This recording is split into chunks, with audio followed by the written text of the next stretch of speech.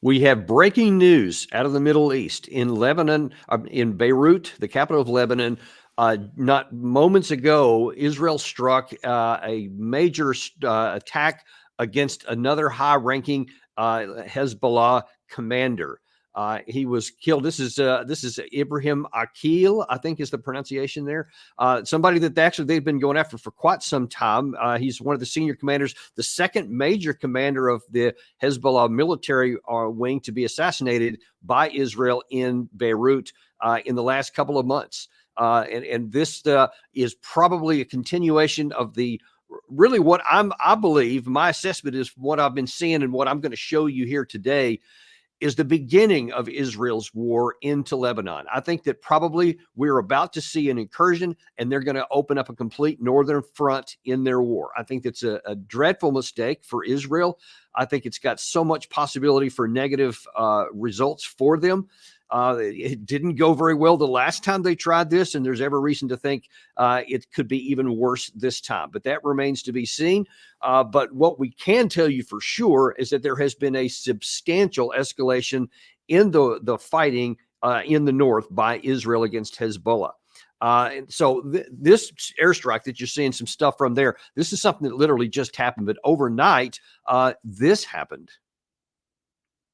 In the Middle East, Israel launched fresh airstrikes across southern Lebanon overnight in what security sources there say was some of the most intense bombing since the start of the war in Gaza in October. These are the latest pictures of Israeli strikes on the southern Lebanese border village of Rihan. The Israeli military says its warplanes struck more than 100 Hezbollah sites, including a weapons storage facility. When you take a look at the combination of events that have been unfolding in just rapid succession over the last few days, you first of all had the open statement by the Minister of Defense, Yoav Gallant, that said we're in a new phase of this war, and we're now going to focus on the north because there's, as I've mentioned before, the Netanyahu government is coming under enormous pressure, political pressure from these about 100,000 Israeli people who have been driven out of their homes in the north of the country because of the rocket and artillery threat from Hezbollah in the north. And they want to go home. And so they're putting pressure on him to end it. Now, he could choose negotiations and diplomacy because the Hezbollah side has said from day one, literally from the 8th of October of last year forward, that all of their attacks are in support of the Palestinians in Gaza, because as long as the Israeli forces are fighting in the Gaza Strip and killing lots of Palestinians, they're going to defend them and at least be on their side by firing these weapons. So if there was a ceasefire, Hezbollah has indicated that they would also cease their rocket attacks into Israel, and then the people could go home. That's one method. But Netanyahu doesn't seem to want to take that method. Instead, he wants to have a military victory. So they officially changed about several days ago that said, we now have a war goal, and that was the terminology was very important, because they said they're now going to orient to the north so that they can bring the Israeli people back into their homes. Well, if you're not going to use diplomacy, that only leaves one other option, and that is to try and use a military solution to force Hezbollah, and you would have to do it across a large row. I'll show you a map here shortly, all the way back to the Litani River, about 25 kilometers north of that border. It's a huge, huge swath of territory that would have to be pushed back, and it require enormous military resources. But that's what Israel is trying to do. And so here, I believe it was yesterday, you had Yoav Gallant make an additional comment about what they're going to do. Our goal is to safely return the residents of the north back to their homes. As time goes by, Hezbollah will pay an increasing price.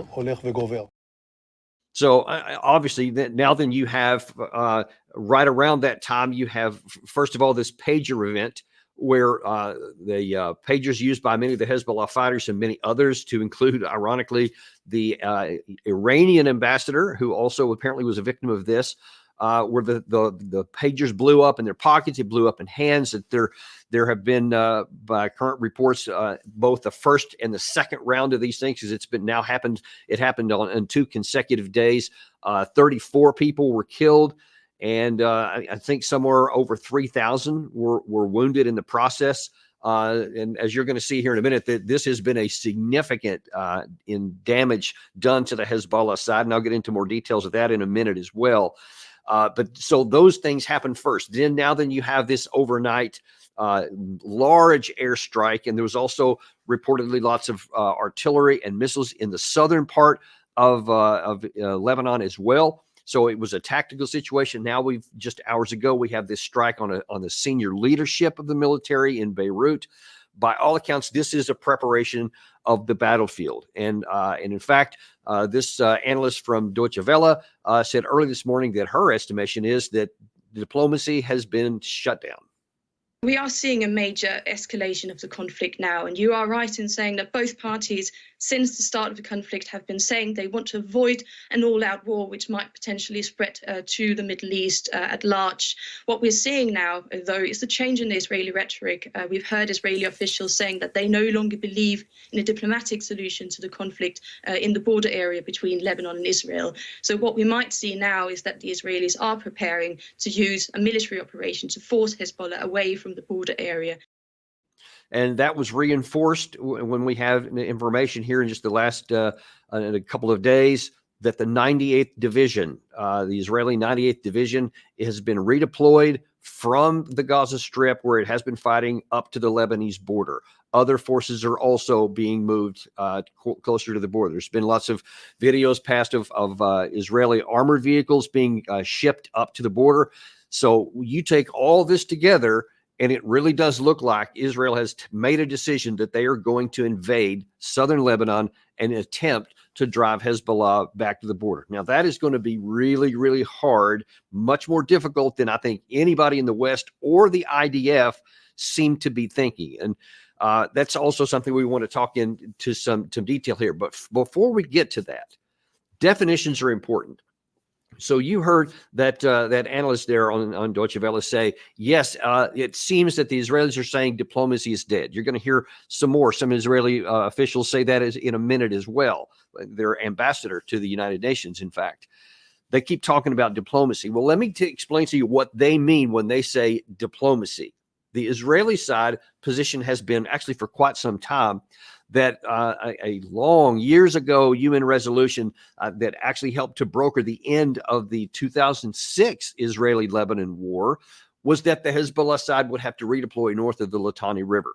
That never happened. And in fact, in the years since that time, the Hezbollah has completely remained in that area. And in fact, they've deepened their ability to defend themselves, made defensive positions and the like, moved lots of rockets and other kinds of weapons into the area, both shoulder-fired missiles, certainly small arms, machine guns, and the like, but also lots of rockets and missiles. Now, they have a lot more than the Hamas side had that was also used to fire into Israel during that incursion, especially shortly after 10/7 last year.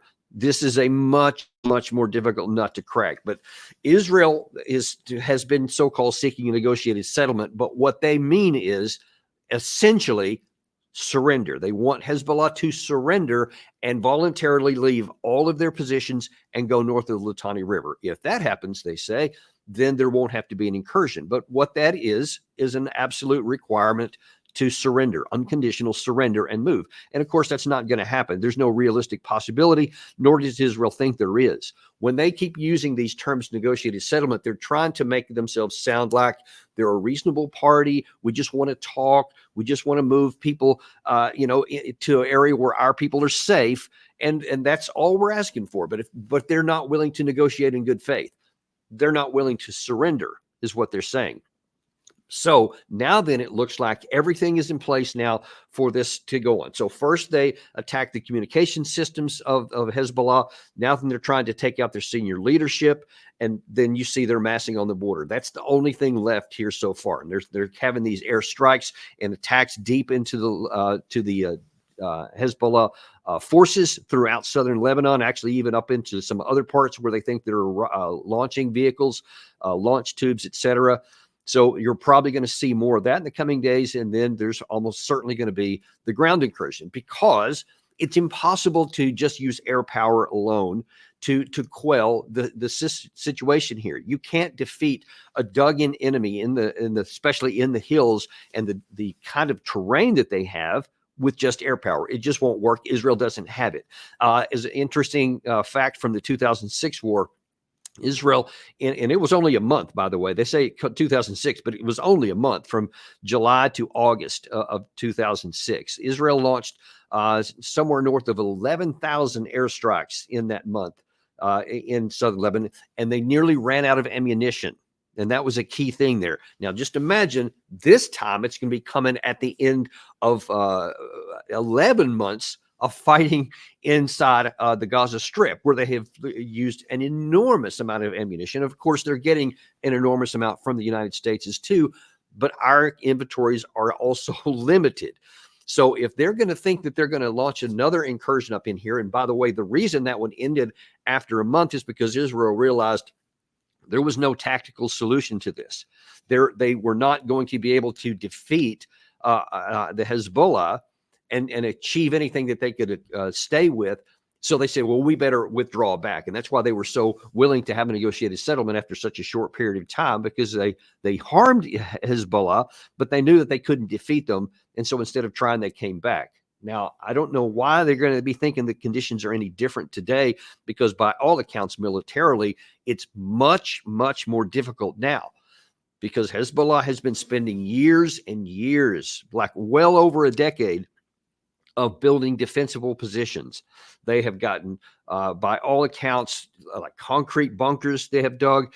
They have certainly created lots of booby traps. They're prepared to lay anti-armor mines, just like they did in 2006. And I'm going to show you some comments from one of the reports of what the Israelis faced inside Lebanon in 2006. And I assure you that what I'll read to you then is only much stronger today. And what's different also about this one is that the Lebanon now has a huge inventory of rockets and missiles that are more capable than the ones that they had in 2006. It remains to be seen whether Hezbollah will launch in a full-on war and just unleash all of these missiles onto Israel. But I think everything's going to depend on what happens with the ground incursion. Once that happens, then you may see Hezbollah take the gloves off, which right now they haven't done.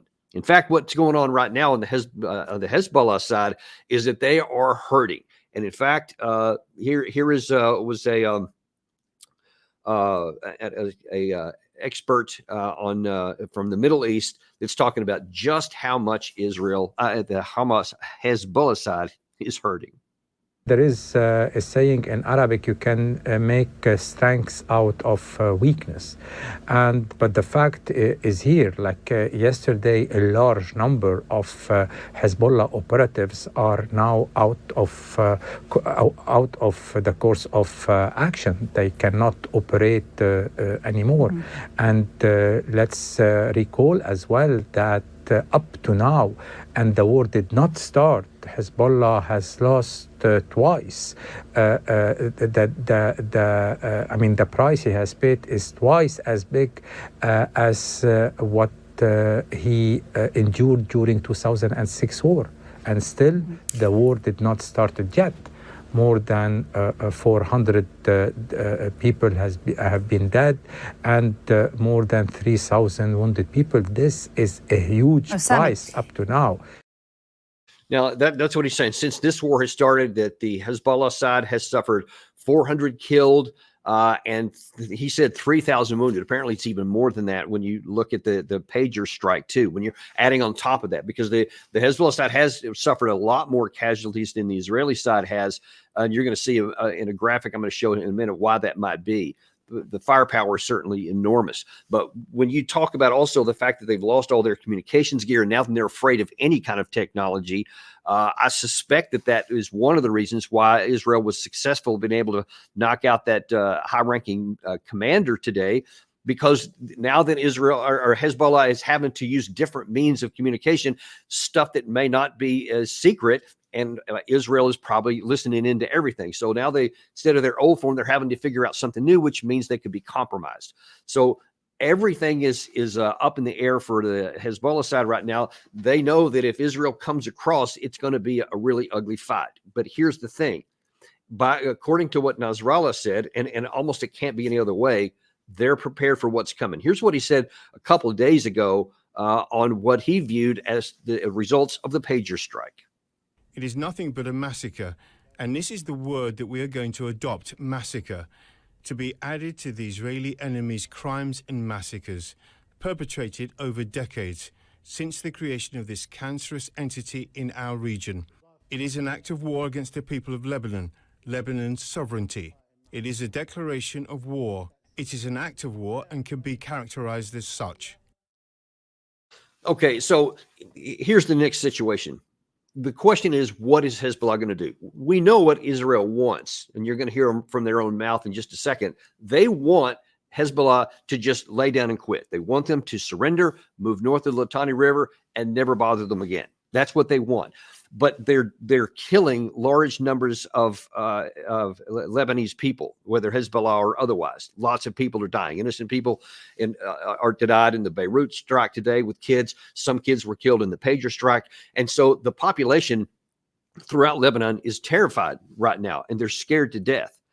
But as we have seen throughout human history, I mean, you can take virtually any situation. I can't myself think of any place where you hit somebody really hard and then they just surrendered and quit and gave up and just laid down. That rarely happens. I think probably the closest I can see is in the Balkans after a long air campaign. Milosevic, I think it was the leader at that time, finally gave in and said, okay, we're going to go ahead and surrender. That was one of the few times that I've actually seen somebody surrender. But the idea that Hezbollah, with their ideology, is going to lay down I think is not just remote, but impossible. And in fact, Nasrallah also added this about what they're willing to do.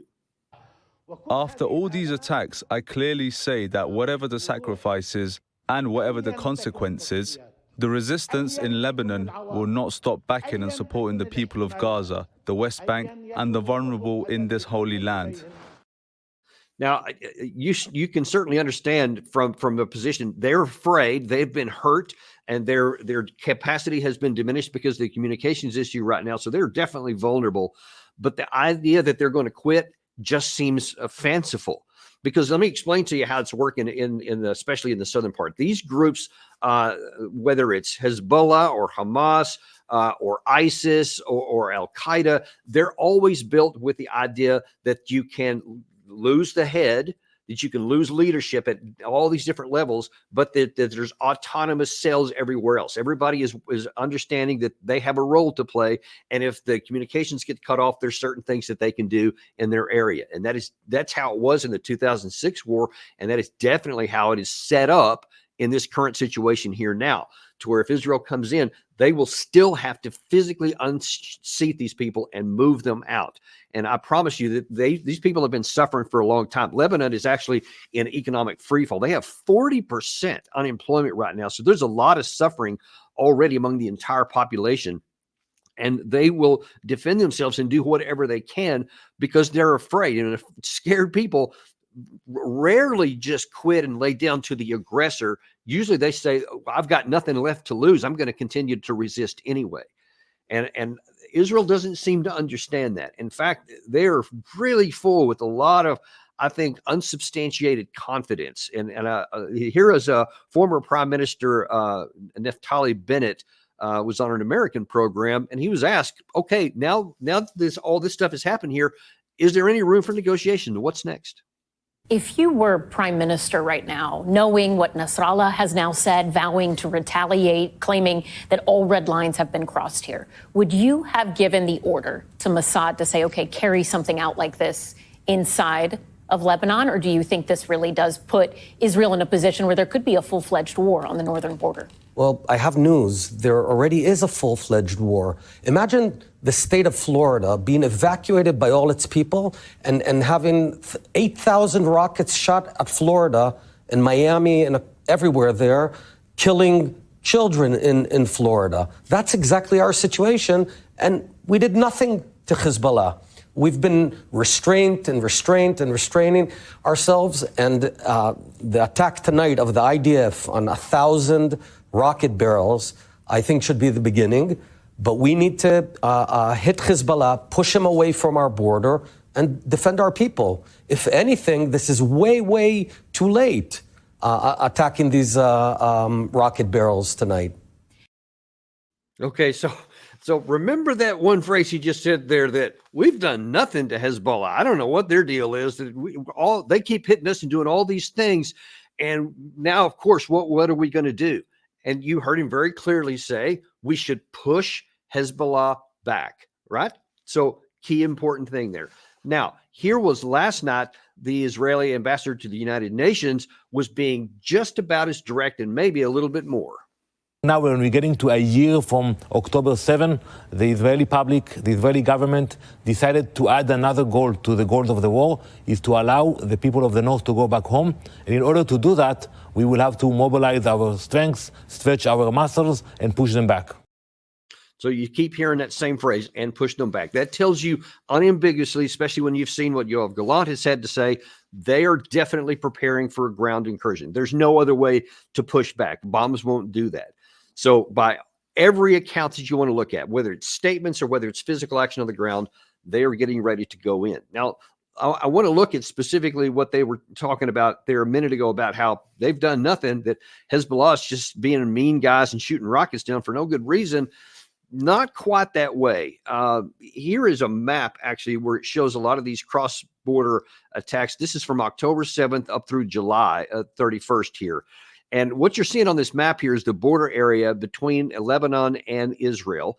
And if you probably can't read a lot of that small print there, but what you see is these orange strikes are Hezbollah rocket strikes in and other mortars, fires, etc., into Israel. And the blue ones are Israeli strikes into Lebanon.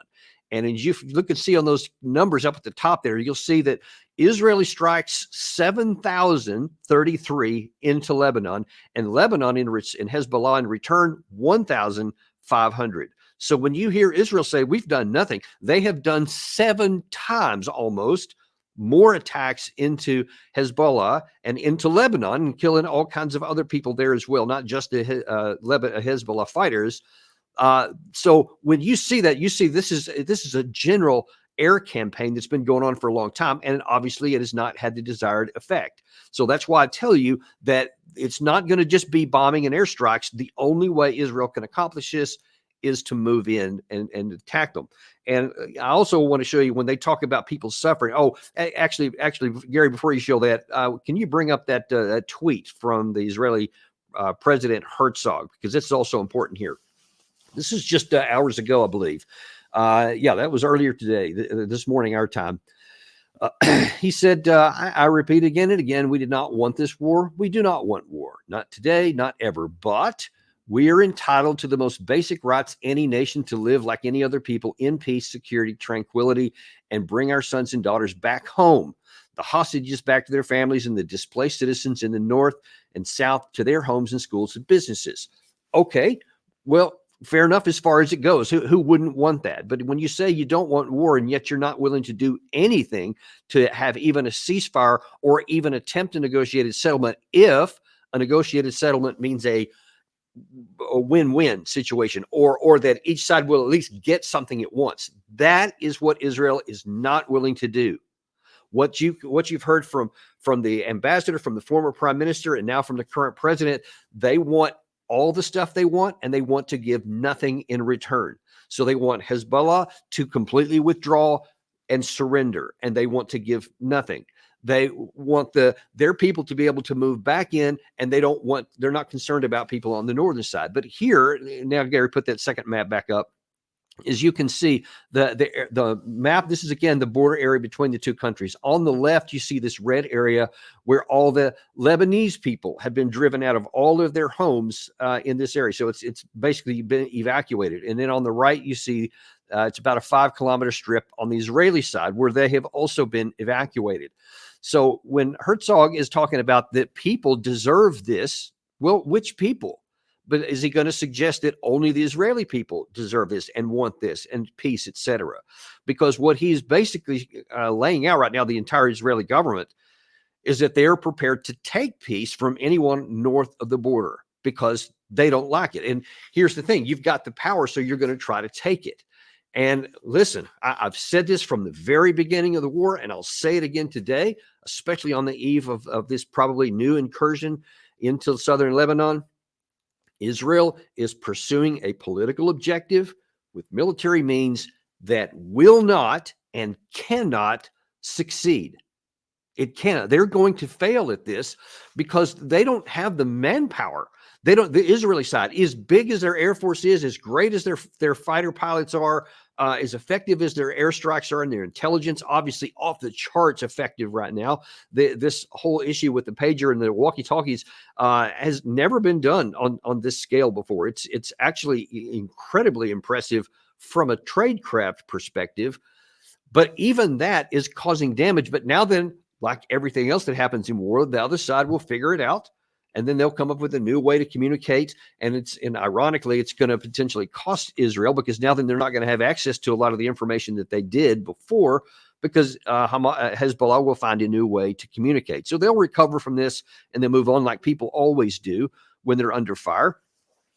But the issue on the front, though, is the biggest error. What they have done, the Israeli side has done in the Gaza Strip, has been disastrous, but it hasn't been catastrophic, because they're big enough and powerful enough that they can just keep on what's called mowing the grass. And every time an insurgent comes up, they can kill them and just keep going, even though they create more.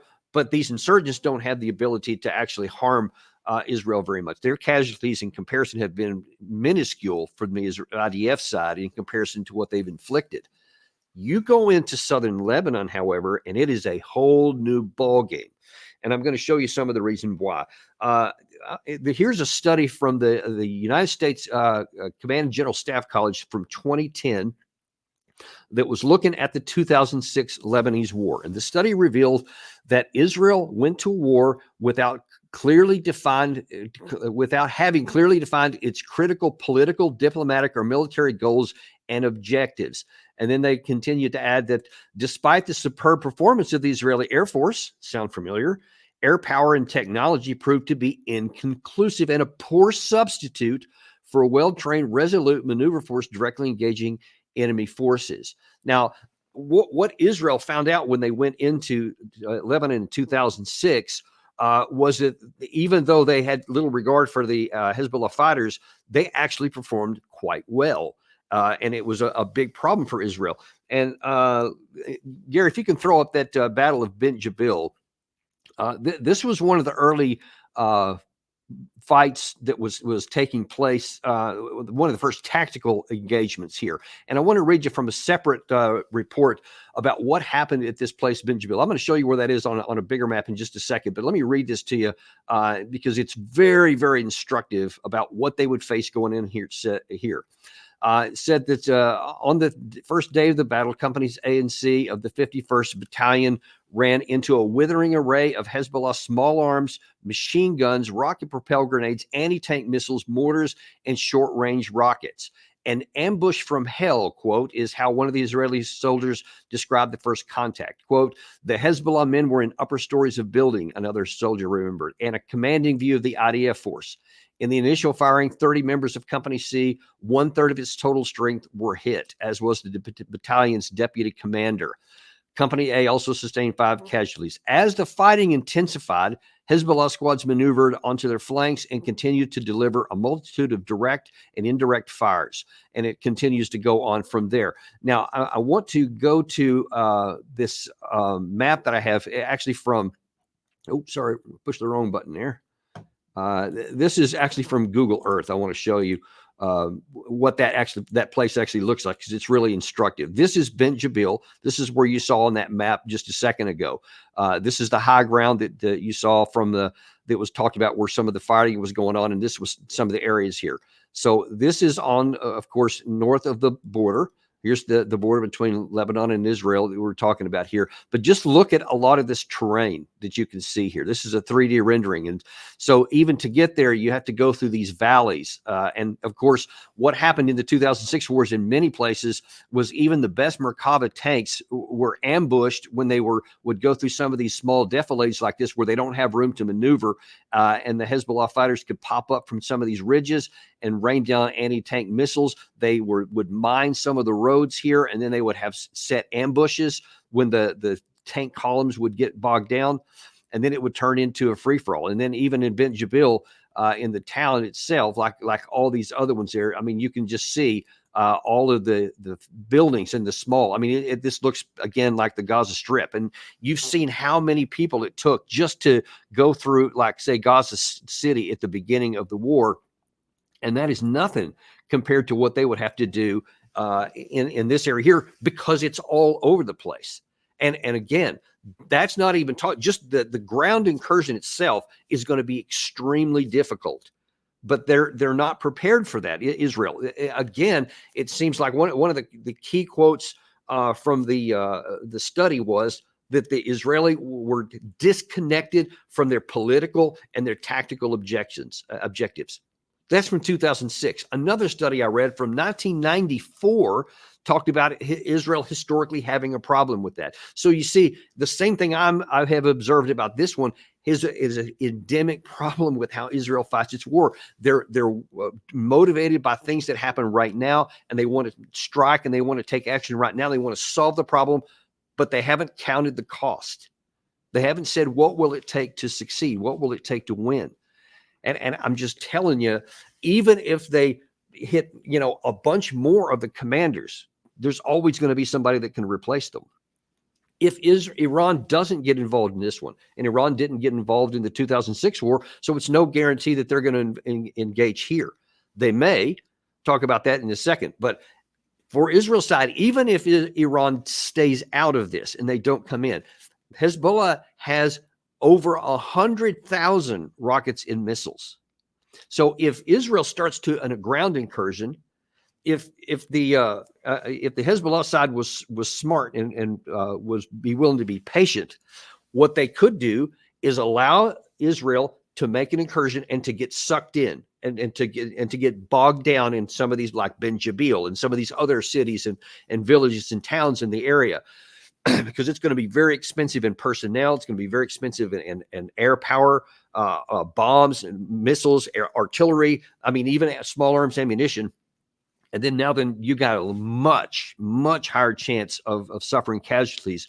Meanwhile, in the Gaza Strip, they will probably in some way communicate with some of their fighters there to continue to cause Israel problems there and to continue fighting so that they can't remove more troops from that area, and they'll have to overextend themselves. At that point, then Hezbollah could suddenly start raining down, a massive amount of missiles and rockets. The Iron Dome doesn't have enough interceptors. It cannot handle a barrage like that. And all of a sudden, you may have Israeli cities, Israeli military sites, units, headquarters of their own will be vulnerable and exposed. And there could be tremendous damage. And that's what I'm trying to tell you. That's the takeaway from this. Israel is trying to project strength. That interview with Bennett there was saturated with arrogance, talking like, yeah, they're just going to squash the Hezbollah and then everything's going to be over. Well, they didn't squash Hamas after nearly a year of fighting. And to think that you're going to take on a new enemy and everything's going to be okay is just wishful thinking. And now then, if the other projection doesn't happen and Iran doesn't stay out, if they now join in the fighting, and especially if the scenario I just drew there, where Israel was bogged down, they're suffering casualties, they're spread on now a north and a south front, and all of a sudden here comes a bunch of rockets that saturate the Iron Dome and make it weak. What do you think Iran's going to do? Do you think Iran's going to just sit there quiet and say Israel is now at their most strategic vulnerability and we're going to do nothing? Now, I'll say they may come to that conclusion because, although they'll never say it out loud, you had Jimmy Carter confirm Israel has nuclear weapons. And if they start to lose, it is not inconceivable that they could deploy them against Iran. If they get to a position to where they think, oh crap, we're not invulnerable, we are seriously vulnerable here, and now then here comes Iranian missiles, because they are quite capable in some of their ballistic missiles. They probably are even more so today, because there's very likely that Russia has given them some of their better air defense systems, and probably also some of their Iskander missiles and some of these other kind of things that the Israel won't be able to defend against. And it's not inconceivable that Israel, faced with that kind of threat, could resort to nuclear weapons. All of that is possible here. Now, what should the United States do? That's where our next problem is, because we have become so feckless and unwilling to use our leverage and our support, and we have literally handed over control of what happens in the Middle East, not to any policies that we want, but to whatever Benjamin Netanyahu chooses. Here is what I believe it was yesterday that Matt Miller was trying to explain in how things are unfolding right now. As long as Hezbollah is launching terrorist attacks across the border, of course Israel is going to launch military action to defend itself, as any country would. What we continue to push to all the parties is not to escalate the conflict, not to let it spiral out of control into a war that we don't think serves either side's interests, and to ultimately try to get to the point, try to let us get to a ceasefire in Gaza that would help bring calm across the blue line. What is he even talking about? Try to get to a ceasefire? I mean, how many times does Netanyahu have to look in your face and tell you no? He went on Fox News a couple of weeks back, and when asked expressly about the ceasefire that our Secretary of State had said Israel had agreed to, and we're just trying to get Hamas to get to yes, he said no, absolutely not. Just point blank, no. We're not anywhere close to a ceasefire, because like the same kind of things that exist here, Netanyahu's view there is that we'll negotiate a ceasefire as long as Hamas completely surrenders and does everything we want them to, which that's just not how negotiations work. That's called an abject surrender. And right now you haven't destroyed Hamas's will to resist, so they're going to continue fighting. But yet here is Matt Miller saying we're trying to keep this from escalating. So he's like, yeah, I know that we're firing across the border and they're doing all these assassination stuff, but we're trying to tell all parties, don't escalate this into a full war. I mean that's just as ridiculous as it can be to even say as a set policy, because we're like, yeah, fire a little bit, just not a whole bunch. So keep it at the low. Well, whose interest does that serve? I mean, it could serve ours. Yeah, if we don't want there to be any war and we don't want to have to deal with an escalation still, sure, that would be good for us. But how willing do you think that Hamas and Hezbollah and potentially Iran are going to do? Yeah, whatever works for you guys, we're all in on that. Well, in my view, it got a little bit worse over at the White House when you had John Kirby on the same day yesterday. Well, just watch. Here's a question a reporter put to him, and just cringe at this answer. Everyone keeps urging, all parties involved not to escalate this. Isn't this an escalation already? I mean, isn't this Israel doing exactly what you've been warning them not to do? Again, I'm not going to speak to the details of these incidents. I understand that's frustrating. I get it. And I understand where all your questions are coming from. They're all valid. They're all fair. I'm just not going to get into this. I will add, if I could, and restate a little bit to what I said to Gabe. We still don't want to see an escalation of any kind. We don't believe that the way to solve where we're at in this crisis is by additional military operations at all. We still believe that the best way to prevent escalation, to prevent another front from opening up in Lebanon, is through diplomacy, which is why Mr. Hochstein was over in the region this week. And we're still going to pursue those kinds of outcomes.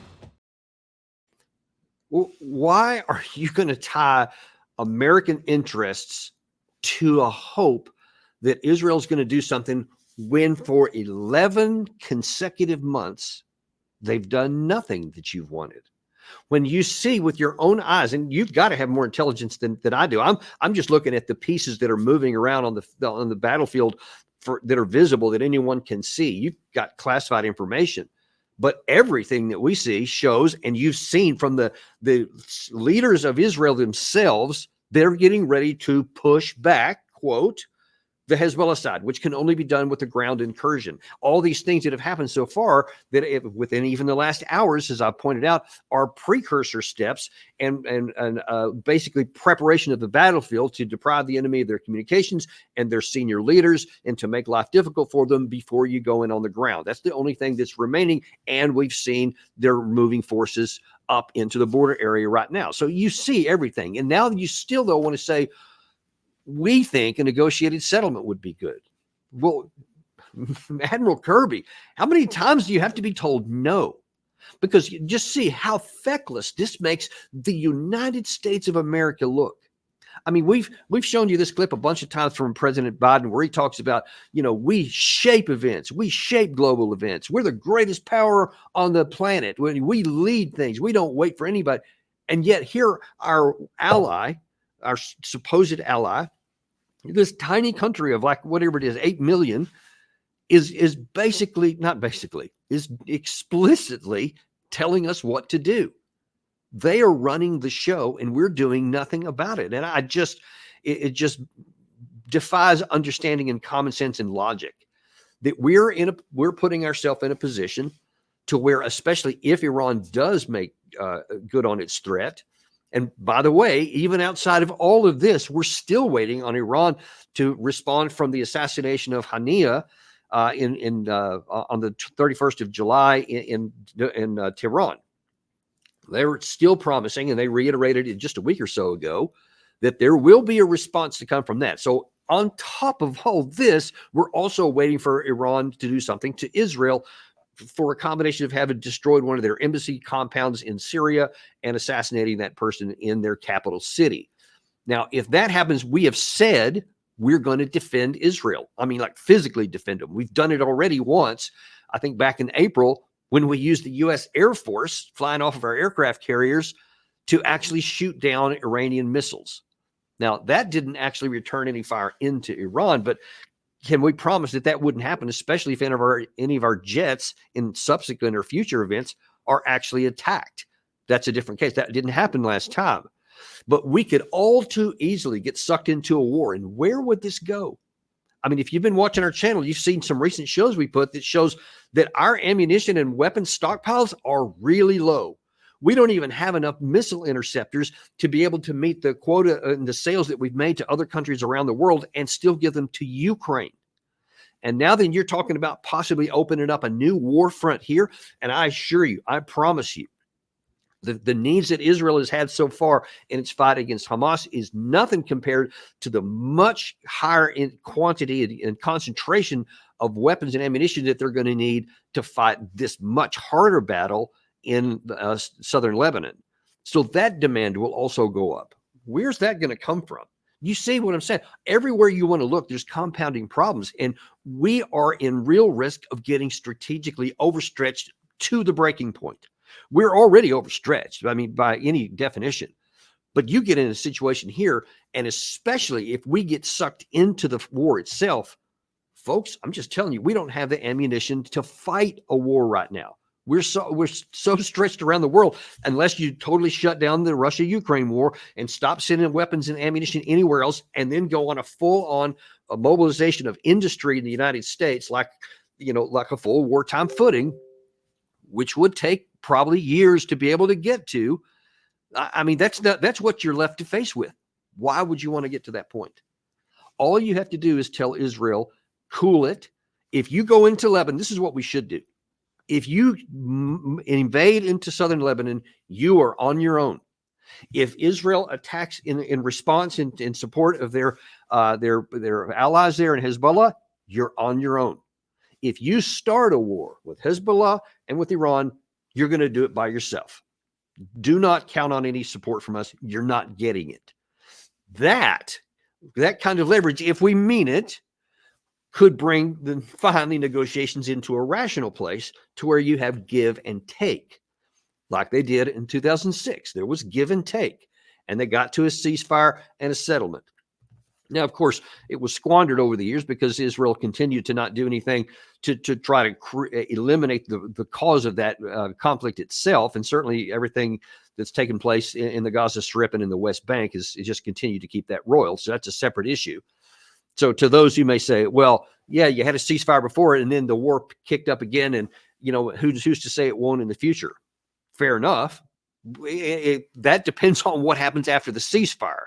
Every situation gets its opportunity to do the right thing. You get your chance to actually have a good negotiations and have a good diplomacy with give and take, so that the other side has reason to hope and reason to avoid going into conflict. But Israel hasn't attempted that yet, and we now see the bitter fruit of those policies. And if we want to see it get worse, just keep on the back burner and just keep on with your arms crossed and just keep promising. I saw that President Biden made a comment just before we came on air here that basically is continuing with the impotent stuff that, well, we hope this and we would like to see that, but you're not going to take any action. I'm telling you, if you're a friend of Israel, if you genuinely want what's the best for the Israeli people, now is the time to tell them to stop. To tell them point blank, we're not going to support that. This is a foolish endeavor you're going down here, and there's many practical military reasons why that is. And if you go down this path, it will not have success. There is no chance in God's earth, in my view, that you can physically eliminate all of the Hezbollah fighters south of the Litani River any more than you can physically eliminate all of the people who don't like you in the Hamas, in the Gaza Strip. And you see the wreckage of that. And you want to create more of that wreckage, even if we gave them everything they asked for, even if Israel stayed out, you're not going to succeed. And then what are you going to do? Even if you drove up to the Litani River, now what? Are you just going to stop there? Are you going to reoccupy it? Remember, they occupied it from 1982 until 2000, 18 bitter years of futility. And it was an enormous cost to the Israeli economy, one of the other reasons why they withdrew there. So that's not going to solve anything. This won't solve their problem. It won't. It'll just create much, much more animosity. And it can go anywhere from an utter failure to a catastrophe, a regional catastrophe. And all those things are on the table right now. And they're going to continue to be until we do something to stop it. That's your deep dive for today. We're going to come back later this afternoon. We're going to have an Intel brief update, one of our more popular features here.